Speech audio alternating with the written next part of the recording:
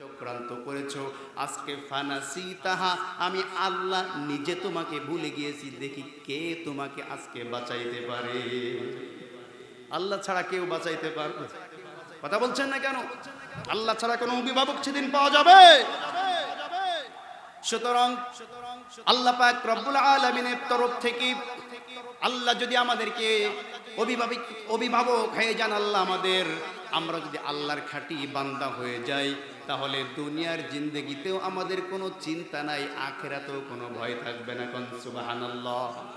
আমি ভূমিকার লম্বা করব না, আপনাদের সামনে নিজেদের শিক্ষা নেওয়ার জন্য সূরাতুল কাহাফ থেকে, যেইখান থেকে তেলাওয়াত শুরু করেছি, এইখান থেকে আমি ইনশাআল্লাহ এখন আলোচনার মধ্যে প্রবেশ করতে চাচ্ছি।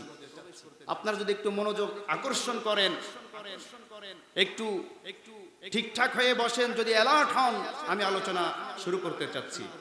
কারণ আল্লাহ পাক রব্বুল আলামিন এই কোরআনের মধ্যে বিভিন্ন নবী রাসূলদের উপমা দিয়া, ঘটনা দিয়া, বিভিন্ন রাজা বাদশাদের ঘটনা দিয়া, বিভিন্ন জালিমদের ঘটনা দিয়া আমাদেরকে শিক্ষা নিতে বলেছেন। শোনো, ফেরাউন যেই কারণে ধ্বংস হয়েছে, এই ধ্বংসপ্রাপ্ত জিনিস যদি দুনিয়ার কোনো জালিম ফেরাউনের মতো করে, সেই জিনিসগুলা কিন্তু দুনিয়াতে এখনো আছে। কথা বলছেন না কেন? নমরুদ যেমনি ভাবে ধ্বংস হয়েছে, যেই কারণে ধ্বংস হয়েছে, সেই নমরুদকে ধ্বংস করার মশা এখনো পৃথিবীতে আছে। ফেরাউন আল্লাহদ্রোহী হওয়ার কারণে যতগুলা গজব এই জমিনে নেমেছিল, এই গজবগুলা কিন্তু আসমানে আল্লাহ তুলে নেন নাই, সব কিন্তু দুনিয়ায় আছে। ঠিক কিনা? আদ জাতি, সামুদ জাতির উপরে যেই গজব আল্লাহ নাজিল করেছিলেন, সেই গজব কিন্তু এখনো দুনিয়ার বুকে আছে। আল্লাহ পাক সব কিছু রেখে দিয়া জালিমদেরকে উদ্দেশ্য করে আর আমাদেরকে উদ্দেশ্য করে বলছেন, জালিমরা সাবধান হও, ওদের মতন তোমরাও যদি জুলুম করো, এই একই অপরাধের কারণে একই শাস্তি পেয়ে তোমাদেরকেও পৃথিবী থেকে বিদায় নিতে হবে। ঠিক কি না আমার ভাইরা? এজন্য আমি আপনাদের সামনে যে আয়াত তেলাওয়াত করেছি, এই আয়াতের সারমর্ম হচ্ছে এরকম। এই আয়াতের শানে নুজুল হচ্ছে এমন, আল্লাহর একজন জলিলুল কদর নবী, তার নাম হচ্ছে হযরতে মূসা আলাইহিস সালাম। বলেন তো নবীর নাম কি? মূসা আলাইহিস সালাতু ওয়াস সালাম। হযরতে মূসা তিনি এরকম একটা মজমায়, মূসা আলাইহিস সালামের সামনে বনি ইসরাঈলগণ ছিল, তাদের সামনে বসে হযরতে মূসা আলাইহিস সালাম নসিহত করছিলেন, ওয়াজ করছিলেন। এমন সময় একজন বনি ইসরাঈলদের একটা বদ স্বভাব ছিল, তারা বেশি বেশি অহেতুক প্রশ্ন করত। কি করত? অহেতুক প্রশ্ন। দেখবেন অনেক সময় অনেক ব্যক্তিরা আছে, কিছু কিছু ব্যক্তি এমন আছে যে মসজিদে আসলে ইমাম সাহেবরে দেখলে ওর মুখ চুলকায়। কথা বুঝেন নাই? কোনো প্রয়োজন নাই, এরপরও ইমাম সাহেব এইটা এমন হইল কেন, ওইটা এইভাবে হইল না কেন? কথা বলছেন না কেন? বলছে ফেরাউনের নানির নাম কি? কার নানির নাম? ফেরাউনের নানির নাম কি? তা তোমার জানা দরকার কি? এটা কি তোমার কেউ প্রশ্ন করবে? আল্লাহ কি তোমার জিগাইবে যদি ফেরাউনের নানির নাম জেনে আসিস নাই কেন? ওকে যদি প্রশ্ন করা তুই সূরা ফাতিহা স্পষ্ট করে পড়তে পারো, তখন কিন্তু দাঁত ভেঙে যাবে। অথচ উনি জিজ্ঞেস করতে আসছে কার নানির নাম। এই যে অহেতুক প্রশ্ন, এটা বনি ইসরাঈলদের স্বভাব। বনি ইসরাঈল ধ্বংস হয়েছে এই অহেতুক প্রশ্নের কারণে। কথা বুঝতে পেরেছেন আমার ভাইয়েরা? মূসা আলাইহিস সালাম যখন ওয়াজ করছিলেন, একজন বনি ইসরাঈলী দাঁড়িয়ে আল্লাহর নবী মূসাকে বলছেন, মূসা তুমি তো আমাদের সামনে খুব ভালো ভালো কথা বলো, খুব সুন্দর সুন্দর ওয়াজ নসিহত করো, বলো তো বর্তমান জামানায় পৃথিবীর বুকে সবচাইতে বেশি জ্ঞানী কে? সুবহানাল্লাহ বললেন না? হযরত মূসা আলাইহিস সালাম, যারা দেখবেন রাগী বেশি তারা সরলও বেশি। ঠিক কি না? যারা দেখবেন বেশি রাগী তাদের মধ্যে মহব্বতও বেশি, তাদের সরলতাও বেশি। যারা দেখবেন মিটকি মিটকি ভিজা বিড়ালের মতন চলে, এদের মধ্যে কিন্তু অনেক কিছু থাকে। ঠিক কি না? সৎ লোকের রাগ বেশি। কথা বুঝতে পেরেছেন? মূসা আলাইহিস সালাম রাগী ছিলেন নাকি ঠান্ডা ছিলেন? আসতে বলবেন না। অল্প রাগী না বেশি রাগী? এমন রাগী ব্যক্তি ছিলেন যে তিনি যখন রাগ হয়ে যেতেন, কিছু কিছু তাফসীরে লেখা হয় মাথার পাগড়ি ভেদ করে ধোঁয়া বাইর হইত। সুবহানাল্লাহ পড়ে কি বাইর হইতো? ধোঁয়া বের হতো। এই মূসাকে প্রশ্ন করা হয়েছে যে এর মধ্যে এই পৃথিবীর বুকে বর্তমান সময়ে সবচাইতে কে বেশি জ্ঞানী? মূসা আলাইহিস সালাম সরল মানুষ, তিনি সরলতার সাথে উত্তর দিয়েছেন যে আমি তো সবচেয়ে বেশি জ্ঞানী। কে বেশি জ্ঞানী? কথা বলছেন না কেন? মূসা কি কথাটা কি মিথ্যা বলেছিল? মূসা কোন দিক থেকে বলেছিলেন যে আমি সবচেয়ে বেশি জ্ঞানী? কারণ হচ্ছে এই পৃথিবীর বুকে যত প্রকার জ্ঞান আছে, যত উচ্চ প্রকার জ্ঞান আছে, সবচেয়ে শ্রেষ্ঠ জ্ঞান হচ্ছে ওহীর জ্ঞান। ঠিক কিনা? যেহেতু মূসা আলাইহিস সালামের উপরে ওহী নাযিল হতো, ওই দিকে লক্ষ্য করে মূসা আলাইহিস সালাম বলেছিলেন যে এই পৃথিবীর বুকে সবচাইতে আমি বেশি জ্ঞানী। সুবহানাল্লাহ পড়ে। আমার ভাইয়েরা, কিন্তু আল্লাহ পাক রব্বুল আলামিনের প্রিয় বান্দা যারা, তাদের কোনো কথা যদি সামান্য 19 থেকে 20 হয়েছে, অপরাধ হয় নাই, কিন্তু অপরাধ হওয়ার কাছাকাছি যাওয়ার সম্ভাবনা আছে, এই কথাটাও আল্লাহ পাক রব্বুল আলামিন বরদাস্ত করতে পারতেন না। কোন সুবহানাল্লাহ। মূসা আলাইহিস সালাম যখন এই কথা বললেন, আল্লাহ পাক রব্বুল আলামিন মূসাকে একটুখানি শিক্ষা দেওয়ার জন্য মূসাকে বললেন, মূসা তুমি যে বললে তুমি পৃথিবীর বুকে সবচাইতে বেশি জ্ঞানী, এই কথা তোমার এভাবে বলাটা উচিত হয় নাই। তোমার চাইতে আরো অনেক কিছু জানে এমন ব্যক্তি এই পৃথিবীতে এখনো আছে। সুবহানাল্লাহ। আমার ভাইরা, এই কথা বলার সাথে সাথে হযরত মূসা আলাইহিস সালাম আল্লাহর কাছে আবেদন জানালেন, আল্লাহ আমার চাইতে বেশি জ্ঞানী আমার উপর ওহী নাজিল হয়, তোমার সাথে সরাসরি আমার কথোপকথন হয়, তাহলে আমার চাইতে বেশি জ্ঞানী যদি পৃথিবীতে আরো কেউ থেকে থাকে, সেই ব্যক্তির সাথে আমি মূসা একটু সাক্ষাৎ করতে চাই। কোন সুবহানাল্লাহ। আপনারা কি তার সাথে সাক্ষাৎ করতে চান? সাক্ষাতে যাবেন ইনশাআল্লাহ? চলেন যাই।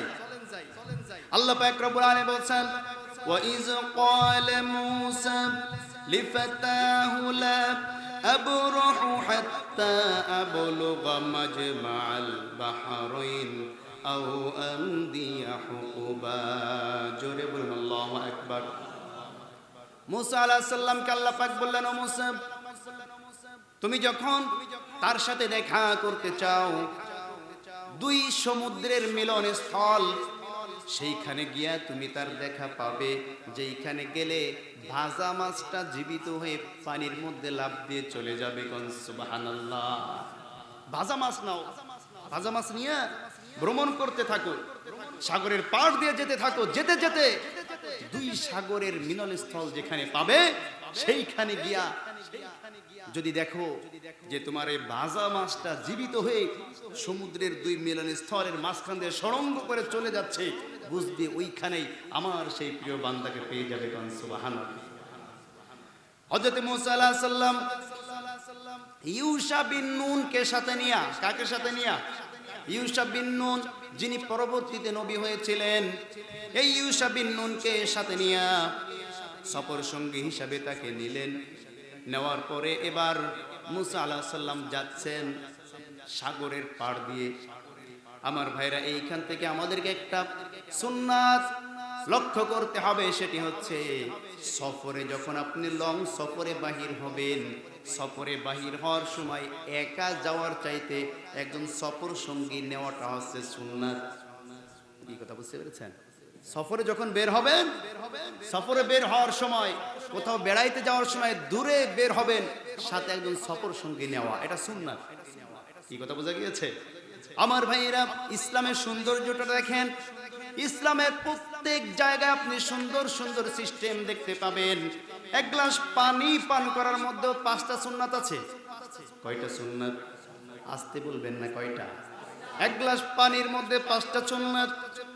এই পানিটা যখন আপনি পান করার জন্য চিন্তা করবেন, গ্লাসটা ধরতে হবে ডান হাত দিয়া না বাম হাত দিয়া? আমরা পানি যখন পান করি ডান হাত দিয়ে খাই নাকি বাম হাত দিয়ে খাই? হ্যাঁ, সবাই কি ডান হাত দিয়ে খায়? অনেকে আছে বাম হাত দিয়ে খাওয়াটাকে মনে করি স্টাইল। কথা বলছেন না কেন?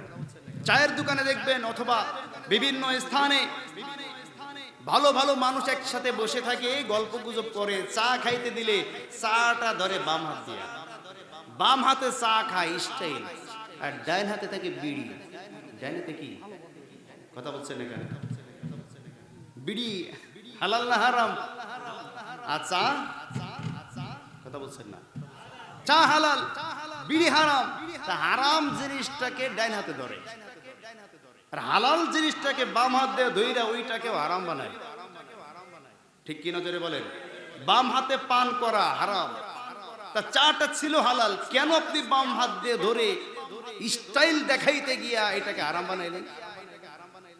কথা বলেন আমার ভাইরা। তাহলে 1 নম্বর সুন্নাত পানি পান করার, পানির পাত্র বা গ্লাসটাকে ডান হাত দিয়ে ধরতে হবে। 2 নম্বর সুন্নাত, এই পানি পান করার আগে বিসমিল্লাহ বলতে হবে। কি বলতে হবে জোরে বলেন? বিসমিল্লাহ বলতে হবে। 3 নম্বর সুন্নাত, এই পানিটা পান করার আগে আপনাকে বসতে হবে, নাকি দাঁড়িয়ে খাবেন? বসে পান করা সুন্নাত। 4 নম্বর সুন্নাত, পানিটা যখন আপনি পান করা শুরু করবেন, 1 গ্লাস পানি 3 শ্বাসে পান করতে হবে। কয় শ্বাসে? আস্তে বলবেন না। 1 গ্লাস পানি আপনাকে পান করতে হবে 3 শ্বাসে। 5 নম্বর যে সুন্নাত, সেটি হচ্ছে পানি পান করা শেষ হয়ে গেলে আল্লাহর শুকরিয়া আদায় করে আলহামদুলিল্লাহ বলতে হয়। দেখেন ইসলামের সৌন্দর্যটা দেখেন। আপনি 1 গ্লাস পানি পান করবেন, তার মধ্যে 5টা সুন্নাত লুকিয়ে আছে। সুবহানাল্লাহ বললেন না? যে কথা বলছিলাম, ইউসুফ বিন নুনকে নিয়ে যখন মুসা আলাইহিস সালাম ভ্রমণ শুরু করে দিলেন, আল্লাহ পাক বলছেন ফালাম্মা বালাগা মাজমা'a বাইনিহিমা নাসিয়া হুতাহুমা ফাত্তাখাযা সাবিলাহু ফিল বাহরি সারাবা। জোরে বলুন আল্লাহু আকবার। ফালাম্মা বালাগা, তারা উভয় যখন পৌঁছালো ওই 2 সাগরের কেন্দ্রস্থলের মাঝখানে যখন পৌঁছালেন, নাসিয়া হুতাহুমা, শয়তান তখন চক্রান্ত করে, দেখেন ভালো করে বুঝবেন, শয়তান ধোঁকা দিয়া ইউসুফ বিন নুনকে এমন ধোঁকার মধ্যে ফেলেছে যে মুসা আলাইহিস সালাম বলেছিলেন তুমি সব সময় এই ভাজা মাছের দিকে লক্ষ্য করবে, যেইখান থেকে লাভ দিবে ওইখানে কিন্তু সেই ব্যক্তিকে পাওয়া যাবে। কিন্তু শয়তান এইখানে বাধা হয়ে গেল। প্রত্যেকটা ভালো কাজেই কিন্তু শয়তান বাধা দেয়। ঠিক কিনা জোরে বলেন? মুসলমান যাতে ভালো কাজ করতে না পারে, মুসলমান যাতে আল্লাহর কাছাকাছি যেতে না পারে, মুসলমান যাতে কোরআনের তাফসীর শুনতে না পারে, এই কারণে শয়তান প্রত্যেকটা ভালো কাজে বাধা দিয়া শয়তানি কর্মকাণ্ডগুলাকে চাকচিক্য করে তোলে। কোন সুবহানাল্লাহ? সুবহানাল্লাহ কইবেন? শয়তানের কর্মকাণ্ড শুনলে কি বলতে হবে? নাউজুবিল্লাহ। আমার ভাইরা, এইখানে ওই ইউসুফ বিন নুনকে শয়তান ভুলে দিলেন, ধোঁকা দিয়া শয়তান এই মাছের কথা থেকে তাকে অন্য কথার ভিতরে চিন্তার মধ্যে নিমজ্জিত রাখলো। এবার সে মাছের কথা ভুলে গেল। ওই সময় মাছ লাফ দিয়ে চলে গিয়েছে, চোখ দিয়ে দেখেছে কিন্তু মনে নাই। কথা বুঝলেন? চক্ষু দিয়ে দেখেছে যে মাছ লাফ দিয়েছে, কিন্তু মাছ লাফ দেওয়ার পরে মুসা আলাইহিস সালামকে বলবে যে এই যে মাছ লাফ দিয়েছে তাড়াতাড়ি ওঠেন, মনে নাই। আরেকটা তাফসীরের মধ্যে লেখা হয়েছে যে মনে ছিল। দেখেন শয়তান কিন্তু মানুষদেরকে 2 সূরাতে ধোঁকা দেয়। কয় সূরাতে? আসতে বলছেন কেন? কয় সূরাতে ধোঁকা দেয়? 2 সূরাতে ধোঁকা দেয়। একটা হচ্ছে বদ সূরাতে, আরেকটা হচ্ছে নেক্সট সূরাতে। বদ সূরাতে ধোঁকা কেমনে দেয় এটা আপনারা জানেন, যে স্বাভাবিক সাধারণ মানুষ যারা, এদেরকে বিভিন্ন গান বাজনা বাদ্যযন্ত্র নর্তকী, এরপরে ফেসবুকের মধ্যে রিলস ভিডিওর মাধ্যমে অশ্লীলতা এর মধ্যে নিমজ্জিত রাখে। এটা হচ্ছে বদ সূরাতে ধোঁকা দেওয়া। ঠিক কিনা? আর নেক্সট সূরাতে ধোঁকা দেওয়ার অর্থ হচ্ছে এই, মনে করেন যে একজন 5 ওয়াক্ত নামাজি, মাঝে মাঝে তাহাজ্জুদ নামাজও পড়ে। কি কথা কি বুঝতে পেরেছেন? এমন ব্যক্তিকে কি শয়তান ওই ব্লু ফিল্ম দেখাতে পারবে? কথা বলছেন না? এমন ব্যক্তিকে কি শয়তান উলঙ্গ বেহায়াপনা নেকেট ছবি দেখাতে পারবে? পারবে না। এই ব্যক্তিকে শয়তান কি ধোঁকা দেয় জানেন? বলে আজকে তো বৃহস্পতিবারের রাত, কালকে ছুটির দিন, আজকে রাত 1টা পর্যন্ত মিজানুর রহমান আজহারের ওয়াজ শুনবি বসে বসে। মিজানুর রহমান আজহারের ওয়াজ যখন শেষ তখন বলবে, আরে আব্দুল্লাহ আলামিনেরটা বাদ রাখবি কেন? কে বলতে 1টা বাজে, 2টা পর্যন্ত আব্দুল্লাহ আলামিনেরটা শোন। 2টা যখন বাজবে, আরে 2টা বেজে মাত্র 2টা বাজে, এখনো 5টা 6টা বাজতে এখনো কত ঘন্টা, 3-4 ঘন্টা বাকি। তুই এক কাজ কর, আর একজন ভালো একটা আলেমের ওয়াজ আর একটা শুরু কর। যখন 3টা বাজে এবার শয়তান বলে এক কাজ কর, একটু জিকির কর, আন্দাইলে তাহাজ্জুদ পড়। তাহাজ্জুদের সময় হয়েছে, কথা বলে।